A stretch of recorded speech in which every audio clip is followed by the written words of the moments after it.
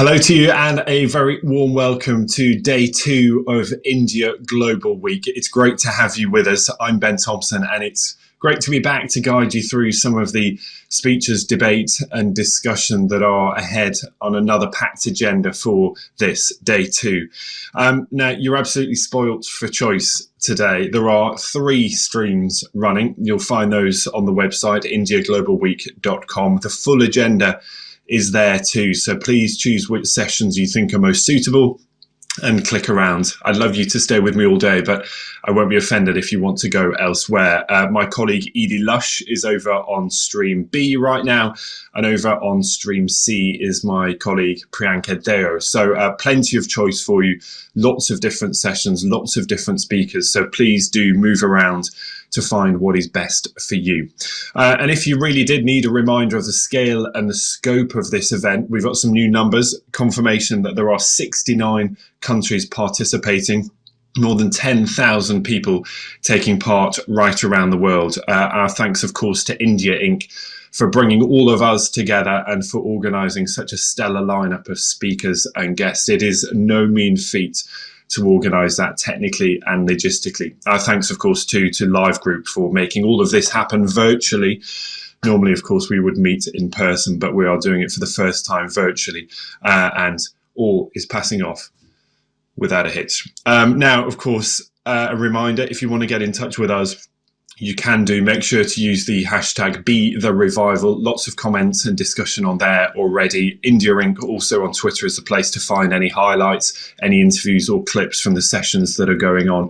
And you can reach me. I'm at BBC Ben Thompson if you want to get in touch directly with me. Because remember, this is about you and what you want to learn out of these sessions. Now, let's get straight on to the first one because there is so much to talk about today. And we're going to start with manufacturing because Make in India policy is something we're going to hear a lot about over the coming few months. It is also at the heart of so many industries, particularly the defence industry. So we're going to focus on that first of all, because there is political, there is corporate interest and ambition to make more domestically in India. But the big question is whether the infrastructure is there to support it, and whether it needs further government help and intervention to make that a reality. And so to kick us off on this, day 2 of India Global Week, we're going to begin this first session looking at manufacturing and defence spending. So to oversee this session and to introduce his guest, please welcome Nitin Gokhale, who's the founder and editor-in-chief of bharatshakti.in. Nitin, good morning to you. I'll hand over to you to introduce your guests and I'll see you very shortly. Thank you, Ben. Good morning to you. It's good afternoon to viewers in India and of course maybe good evening in viewers in Australia. I'm very glad to be part of this initiative by India Inc. bharatshakti.in is pleased to be the curator for this session on defense, this one and the one following. And I'm here very happy to welcome one of India's leading industrialists, somebody who's well known the world over, and of course a big player in defense, Mr. Kalyani, joining me. Bharat Forge is his company. He's chairman and managing director of the company, and one of the leading defense players in India's private sector defense manufacturing. Also joining me is Dr. Ajay Kumar, who is the Secretary of Defense in Government of India, a very well-known career diplomat, Indian Administrative Service Officer, right now at the pinnacle of his service and leading the effort to drive the agenda for self-reliance in defense that India is aiming for in terms of manufacturing for India's armed forces. India, with its 5th largest budget, defense budget in the world and 2nd largest defense forces, is certainly a prime market for defense products and defense platforms and weapons. And it has had the dubious distinction of being the largest importer of weapons. Still has that distinction, unfortunately. But in the past 6 to 7 years, things are changing. India is looking to make more and more weapons and platforms within India by Indian companies or joint ventures with original equipment manufacturers.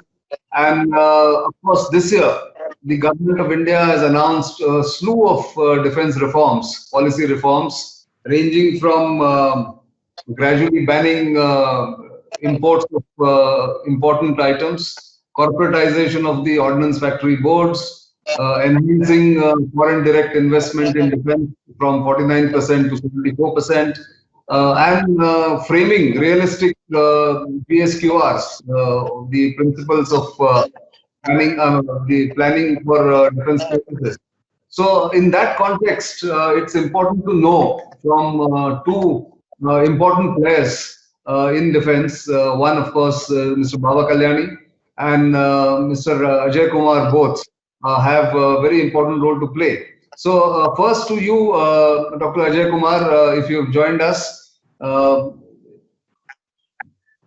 If not, let me go to Mr. Baba Kalyani and ask him what does he think of the defense reforms as far as the policy that was announced by the government of India a couple of months ago, and what are his expectations as far as defense industry in India is concerned? Mr. Kalyani? Thank you very much for the introduction and the opportunity to be here on the Bharat Shakti panel and part of India broadcast. Really happy to be here. I had the opportunity to hear our Honorable Prime Minister yesterday on the India Inc. Television broadcast, and that was very, very impressive. First of all, I think since we are talking about defense and we talk about providing equipment, arms and equipment and processes to our services, I must say that the nation has been deeply concerned about what has happened on the line of control last month. And we salute the brave hearts from the Indian Army that displayed exemplary courage and valor in the line of duty and sacrificed their lives for the nation. I think that was very sad to see, but I'm also happy that we have been able to come out of this, and I think all the credit goes to the Indian Armed Forces, the leadership of the Indian Armed Forces, the leadership of the CDS, the leadership of the Defense Secretary, and of course the Defense Minister in making this happen. So just to put these things in the proper context, also want to state that Indian industry stands solidly behind our armed forces and services to provide whatever they need in this grave crisis and hour of need. So having said that, let me come to the question that you directly asked. We are very happy as Indian industry who is engaged in area of defense manufacturing that we have had a fairly large amount of reforms on the policy side. Some of you mentioned, and this was announced also last month by the Honorable Finance Minister. It has been reiterated by the Honorable Prime Minister in his talks on Atmanirbhar Bharat. And I think, it's now time to operationalize these policies. It's a little bit like we are all waiting on a starting line with our cars fully revved up, ready to go, and somebody has to drop the flag and say go. I think that's where we are. As far as ecosystems are concerned within the country, I think we have a pretty large ecosystem, industrial ecosystem in the manufacturing sector. Many of us have been involved in manufacturing defense products for many, many years. I mean, I remember during just before the Kargil conflict, there was a shortage of ammunition and we were asked to produce shells for the Bofors gun. And in 6 months, we provided, more than 50,000 shells for Bofors gun. So, whenever there is a need and a crisis, I think India gets together and, makes things happen. We have seen this even in the pandemic crisis, where even the defense ministry got together and did many, many things to help the nation overcome the crisis. So I think there is ability, there is capability, and there is will to make it happen.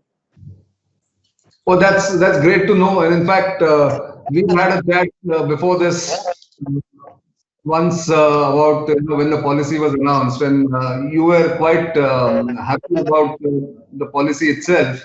And that time you had mentioned that the policy needs to be immediately operationalized. And I'm glad that you have flagged it again, because without the operationalization of the policy, it will remain on paper. But just to give specific examples of what the policy actually aims to do is to give more role or important role to private defense players in India. Since that is the case, how do you think the Indian MSME sector, which also constitutes a lot of supply chain partners for companies like yours, will play a bigger role there? What do you think is their contribution going to be? First of all,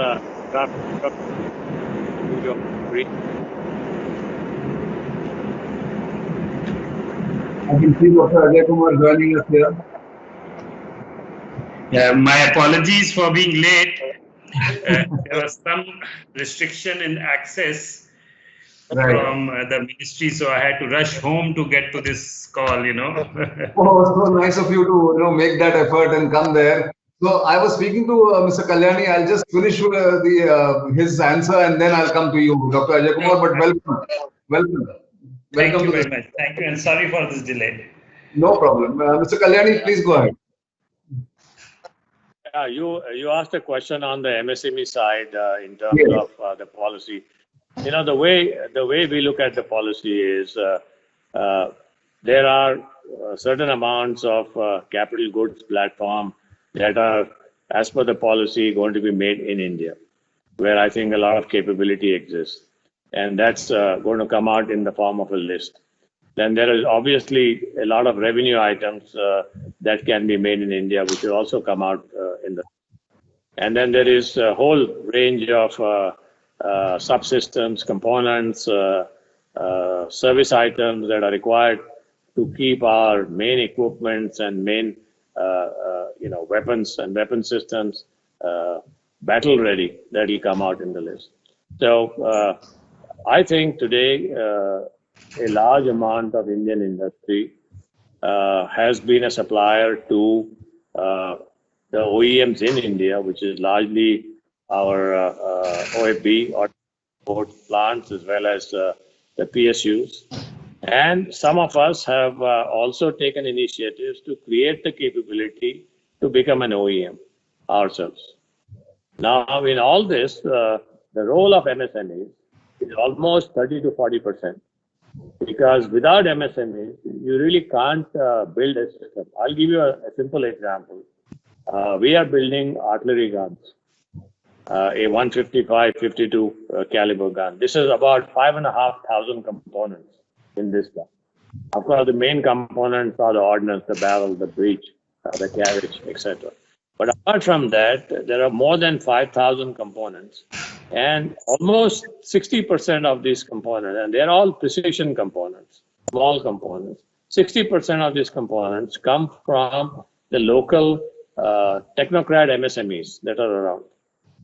So there is a lot of MSMEs without, industry cannot build products without MSMEs. That goes, it's not just for defense, but it goes for the automotive sector. It goes for anything that you want to make. And that's the big support system that India has. That's the big ecosystem that India has. India has tierized manufacturing. You have a tier 1, you have a tier 2, you have all the suppliers, small and big. And that's the biggest advantage that India has, along with a very high quality of entrepreneurship, even at the MSME level, and a high quality of talents, both technical and engineering skills. That's good to know, Mr. Kalyani. But let me now turn to Dr. Ajay Kumar, who's joined us, and I had introduced him before he came. But it's good to say this again, that he is India's Defense Secretary, as they call it, Secretary to Government of India in the Department of Defense. Dr. Ajay Kumar, I'll get straight to the question. We were talking, me and Mr. Kalyani, about the recent defense policy reforms that were announced by Government of India. So we were discussing about the operationalization of those policy reforms. If you can give us a kind of roadmap that you have in mind to operationalize those reforms and other steps to make India self-reliant in defense. So, thank you very much. I just wanted to, supplement and first of all, totally endorse what Baba Kalyani ji has said with respect to MSMEs. They are really the lifeline of our defense ecosystem. And I think the vision of self-reliance and greater indigenization, and even beyond that, a vision where India becomes one of the, is among the peers who are major producers of defense equipment. To reach that goal, we have definitely to have in MSMEs grow along with as the industry grows. And in this direction, we are planning to double the number of MSMEs over the next 5 years. So that is where we see the importance of how this MSMEs grow. Even today, in the aviation sector, and I talk of the aeronautic sector because that is one sector where both civil and defense are kind of integrated. We see a large number of MSMEs who are today actively participating in the global market. In defense today, ever since we have made defense exports a little bit more, easy to do, a huge boost in the defense exports has come from several MSMEs who are today reaching out to other countries very progressively and dynamically to reach out. Now, a lot of reforms within India are today planned under what is called the Atmanirbhar Bharat program for defense. And these are, in my opinion, game-changing reforms. One of them, for example, if I were to mention, is corporatization of OFB. This is a huge signaling mechanism which is there that government is today wanting to do business in defense industry. And OFB has done some very good things, but we all know OFB has its limitations. A lot of these limitations arise because of the departmental nature of OFB. You are sitting in UK, and we inherited the system of OFB from the British. The British abandoned it in the 80s, and today the Royal Ordnance factories in Britain have since been, corporatized and subsequently privatized, and their turnover has increased many-fold. By what I read is it's like 5 to 10 times of the initial turnover with the same, capital base. So that is one huge signaling that is there. But to my mind, another very important thing which will make life significantly more easier for industry that we are talking is two things. One is setting up of GSQR, which is more realistic. We have typically, the GSQR often has been better than the best kind of thinking has gone. True. And with a nascent industry and a very ambitious GSQR, it becomes very difficult for these two to sometimes to meet. So we a lot of so-called very advanced GSQR never really the equipment with advanced GSQR never really gets tested at that level.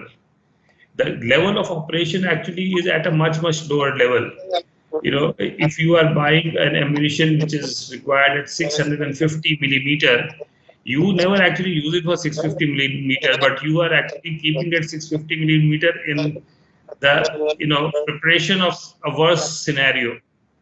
So it is important to realistically assess what is my requirement going to be, and what is also at some level as part of this effort is to merge it with what the industry is able to deliver today and what industry is able to deliver tomorrow, and enable the incentivize the industry to be able to actually grow with the requirement of the services. So this is one of a very ambitious, very game-changing, announcement which has come as part of this, that GSQR has to be, realistically set, and I think this will help. The other important thing which I want to mention is the issue of trials and procedures. I mean, we have had cases, and this is not something that we should be very happy about or proud about. But sometimes trials go on for years. Now we have peculiar situation in this country. We have the deserts and the hottest of weathers in the world, and we have the hills and the mountains with the coldest of weathers in the world. And a significant amount of our rains also is, we have heavy rains also. So we do need to test our equipment in various kind of weather extremities. Having said that, we still need to see if there is multiple agencies who are working and doing these testing agencies, and can they then be reduced to single agencies. If some of the trial processes can be more in sync with the best in practices, global practices, and those practices can be introduced.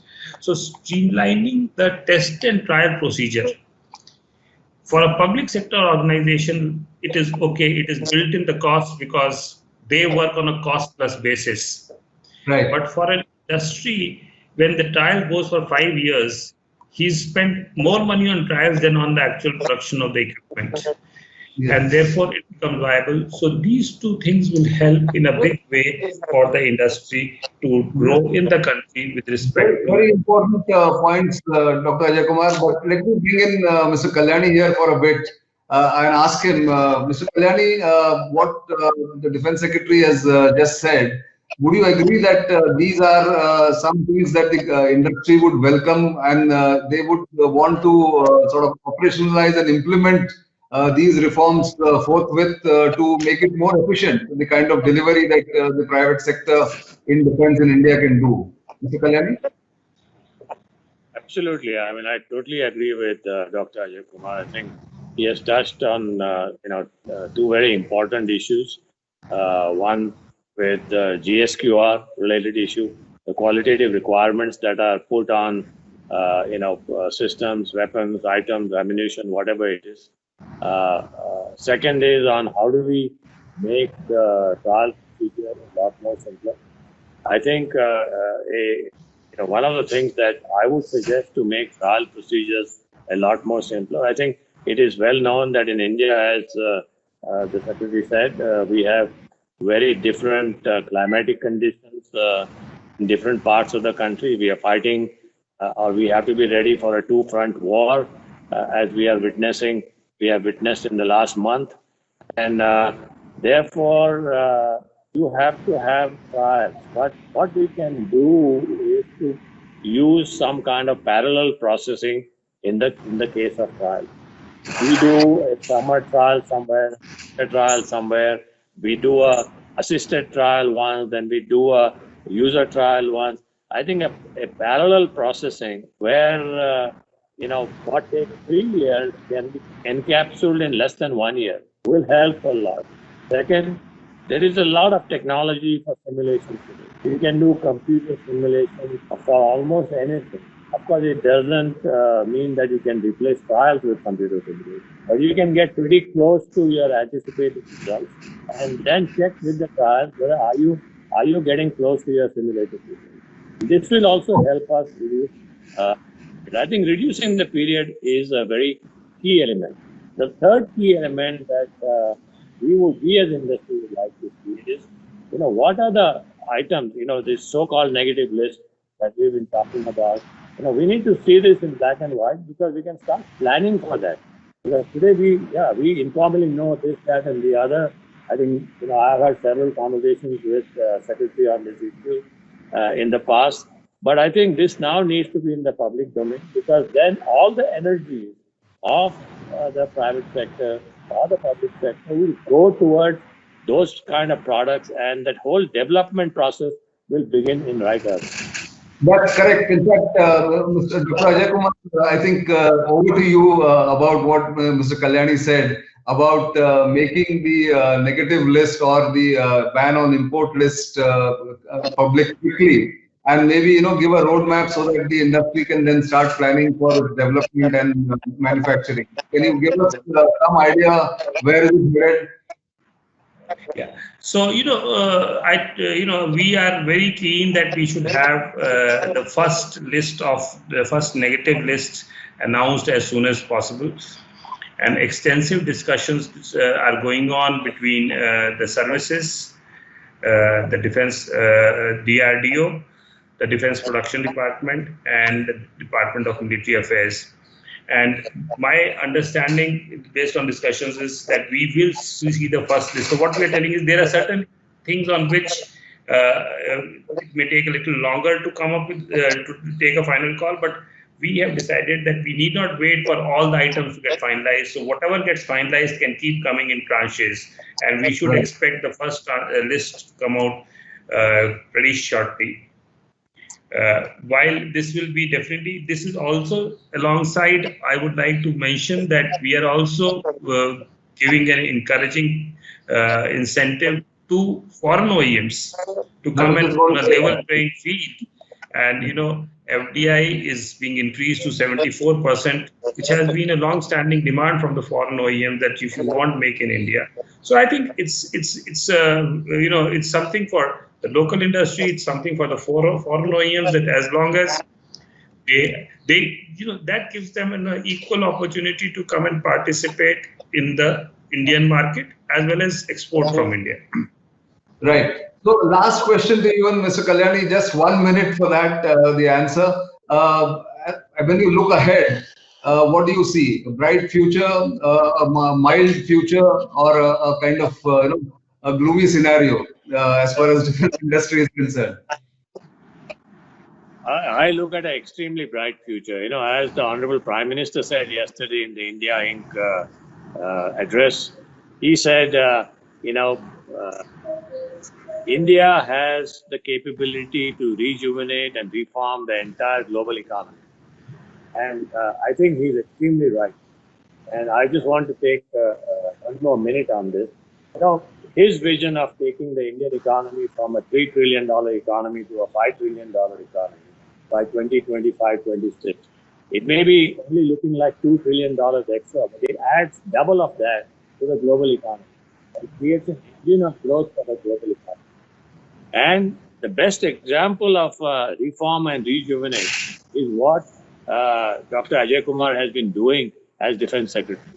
And I think the defense production, at least from an Indian perspective, is going to play a fairly major role in this reform and rejuvenate process of making India an Atmanirbhar Bharat. And we welcome the steps of 74 foreign investment.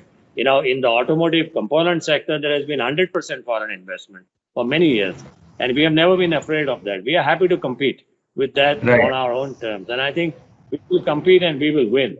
And that's my message. That's good to know. Dr. Ajay Kumar, last word to you, and we have a last minute actually to end this conversation. So, what's your prognosis?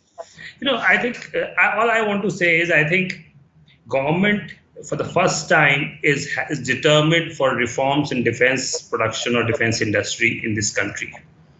So it's like a watershed moment, and I think, so therefore I think this is a game-changing event in the history of our defense industry. And I just want to add is that I have great faith in industry, and I have seen that we started Make 2 and we have been very successful. We started IDEX, we have had tremendous response. So I have great faith in the capability of the industry we opened up exports, we got tremendous response. So all I want to say is I have absolutely no doubt that if systems can be reformed successfully, there is no reason why the defense industry would not do well like in any other sectors. Today, electronics manufacturing, we were at dumps, and today we are becoming one of the major destinations for electronics manufacturing, and defense can do it also. Correct. That's great to know. And on that note, I think we've run completely out of time. Thank you very much, both of you, Dr. Ajay Kumar and Mr. Kalyani. It was a pleasure talking to you and getting the insights here. Ben, back to you in the studios. Thank you. Nitin, thank you so much. And Nitin's going to be back with us in just a few minutes to continue that conversation, looking at defence spending and Make in India. But for now, our thanks to Nitin, to Dr. Ajay and to Baba there. Stay with us. We'll be back after just a short break to continue that conversation.